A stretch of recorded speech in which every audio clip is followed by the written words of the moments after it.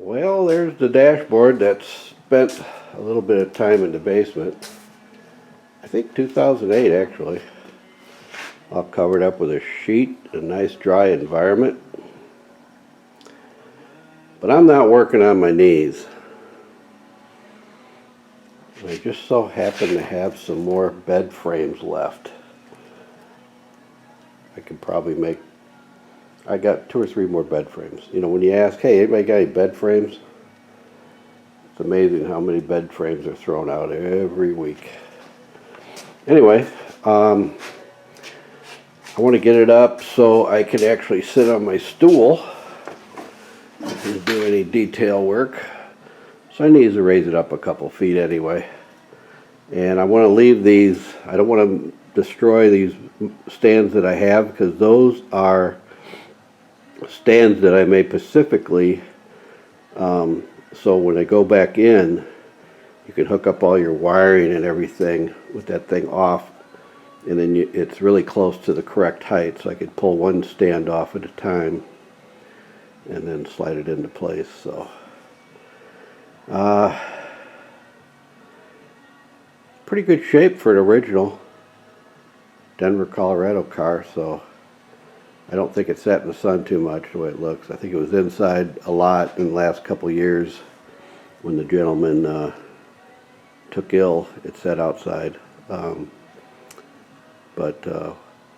we'll get those stands made quick this morning. We'll get it up. We'll take a closer look. I got that stand extensions made.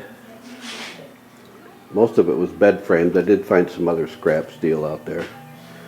I did a little farmer welding. If you don't know what farmer welding is, you weld over grease, dirt, rust, cow poop, pig poop. You just turn up the heat a little more. Get her welded in. Doesn't look pretty, but it holds pretty good. Oh, so that's all done. So this is the front, and like I say, it's been a while since I've seen this thing.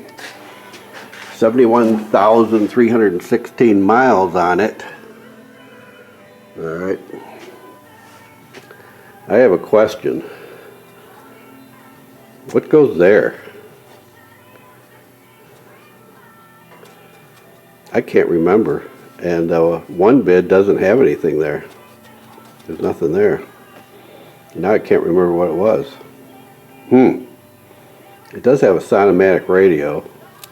I got the foot pedal on the floor, but I don't know if that has anything to do with it. I looked at my old videos and it shows something there, but I didn't get a close-up of it, so I have no idea what that is. But I'll figure it out. It's probably on the shelf over here.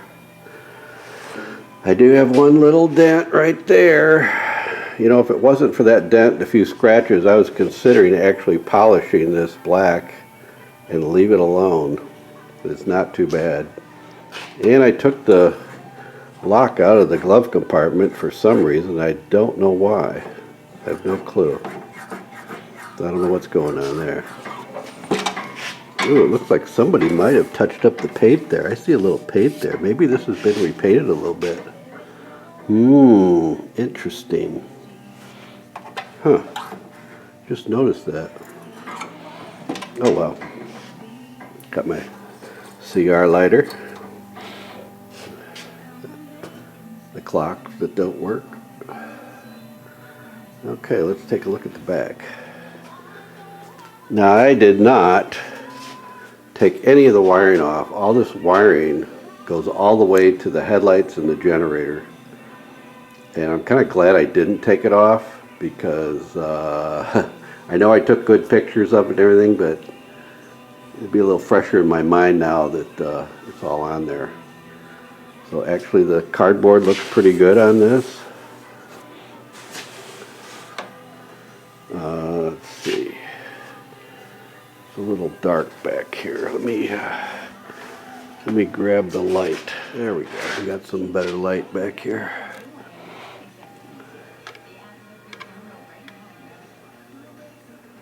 Yeah, this is just the way it was taken out.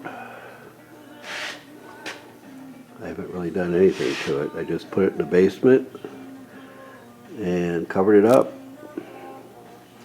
I do have some work to do on the tape that covers the wiring, and a couple ends I got to do a little work on. Otherwise, it's in really good shape. The gentleman before me painted the firewall or the inner fenders red, so some of the paint or the tape has red paint on it. I got to redo all that. But other than that, everything looking pretty good here. I'm not sure what to do with the radio yet. It doesn't work.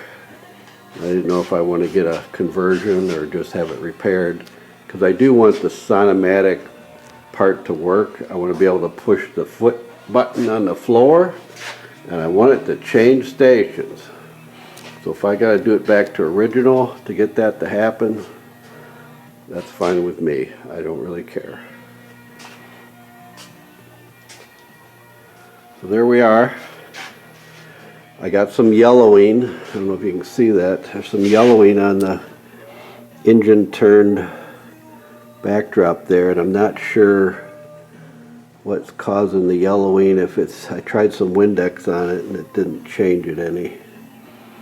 So I'm not really sure. And this is going to be replaced, my temp amp gas gauge cluster. I have another one that's out of a car that was wrecked a long time ago. I could not get the thermocoupler out of the block for the temp gauge. I worked on it for a long time, and it damaged it when I got it out. It just would not come out. So I got the good one that works. In fact, I got it hooked to the car right now, and I was using it to check my temperature when I ran it. So there we are. I'm going to try to work on this in between working on the rest of the body and get that ready for paint, and then I can tinker around with this thing at the same time. So let me know what you think about that part that's missing here, because for some reason I don't remember what it was.